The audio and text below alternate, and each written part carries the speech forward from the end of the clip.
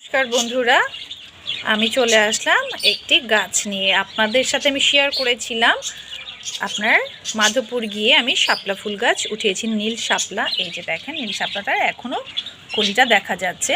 আমি আজকে সেই শাপলা গাছগুলো আমি এই বলটার মধ্যে ধরার চেষ্টা করছি, দেখি হয় কি না। অনেকে দেখি ইউটিউবে যে বলের মধ্যে পদ্ম ফুল ফোটায়, শাপলা ফুল ফোটায়, তাই আমি আজকে সেই ট্রাইটা করছি, দেখি আমার এখানে হবে কি না। কিন্তু আরেকটা জিনিস একটু শেয়ার করে নিচ্ছি, আমি এখন বর্তমানে এই বলটার মধ্যে বসাবো। এখানে দিদিভাই বসে গেছে, গাছটাকে আমরা বুনবো। এখানে একটি চারি আছে, এই যে বেশ মোটা চারি, এই চারিটার মধ্যে করব। চারিটাতে পরে যেহেতু করব, আগে আমরা গাছটাকে একটু তাজা করার ব্যবস্থা করব। প্রথমে আমরা দিয়ে দেব কয়লা। এই যেখানে কয়লা নিয়ে নিয়েছি, আপনাদের সাথে আমি শেয়ার করছি। কয়লাটা আমরা প্রথমে নিচে বিছিয়ে দেব, কারণ এখানে জল থাকবে। কেউ চাইলে ইটা দিতে পারেন, ছোট ছোট ইটের কণা। তারপর আমরা দিয়ে দেব ছাইটাকে। আমি প্রসেসগুলো আপনাদেরকে বলে দিচ্ছি। এই যে ছাইগুলো দিয়ে দিচ্ছি, এগুলো আমরা বেশ একটু চেলে নিয়েছি ঝাঁঝরি দিয়ে। এখন আমরা বেশ কিছু শুকনো এবং কাঁচা নিম পাতা দিয়ে দিচ্ছি।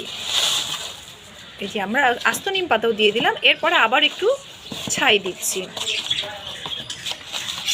তারপর দিয়ে দিচ্ছি গোবর ও মাটি। গোবরটা আপনাকে দিলে ভালো হয়, কারণ এটা থেকে অনেক সার হয়। দিয়ে দিচ্ছি মাটি দিয়ে দিলাম। এখন এটার মধ্যে আমরা জল দিয়ে দেব। এখন কিন্তু এটাকেই আমরা ওই রকমই করে আমরা গাছটাকে দিয়ে দেব। পরিমাণ মতো জল দিতে হবে। দিদিভাই কিন্তু ভালো করে নাড়াচাড়া দিয়েই করে নিয়েছে। আমরা মোটামুটি কিন্তু ব্যালেন্স করে নিয়েছি। এখন আমরা শাপলা গাছ দুটোকে একটু দূরত্ব বজায় রেখে দুটো শাপলা গাছে আমরা বুনে দিচ্ছি।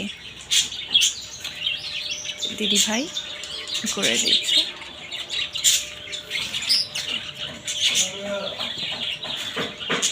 আমরা দেখি কতদিনে আমাদের গাছটা তাজা হয়। কয়লাগুলো কিন্তু ভেসে উঠবে, তো এটা কোনো সমস্যা নেই। কয়লাগুলো থাক, আমরা মাঝে মধ্যে কিন্তু আমরা জলটাকে পাল্টে দিব। আমরা কিন্তু সুন্দর করে বসিয়ে দিয়েছি, এটাকে এখন জায়গা মতো সেট করে দেব, কারণ রোজ কিন্তু নাড়াচাড়া করা যাবে না। এই যে আমাদের হয়ে গেল শাপলা গাছ বোনা। দেখেন, আমি আপনাদের সাথে শেয়ার করছি, আমাদের অনেক ফুল গাছ আছে। আপনার এই যে আমাদের ছাদ বাগানে অনেক গাছ আছে আর কি। আমার কথার মধ্যে ভুল ত্রুটি হলে ক্ষমা সুন্দর দৃষ্টিতে দেখবেন। আমাদের পুজোর ফুল হয়ে যায়, ফল মোটামুটি আমরা ভালোই পাই, কমলা পাই, মালটা পাই। কিন্তু রিসেন্টলি আমাদের বাড়িতে একটু কনস্ট্রাকশনের কাজ হচ্ছে, এটার জন্য গাছপালা একটু অযত্ন হচ্ছে আর কি। ভালো থাকবেন, সুস্থ থাকবেন, নমস্কার। আরেকটা জিনিসও শেয়ার করছি, আমাদের অনেক পশু পাখি আছে, দেখাচ্ছি আপনাদেরকে। হাঁস মুরগিগুলো আটকে ফেলেছে, এই যে মুরগি আছে, বাজিকার পাখি টাখি আছে। ভালো থাকবেন, সুস্থ থাকবেন। আবার কোনো প্রজেক্ট নিয়ে আপনাদের সাথে আসবো। নমস্কার।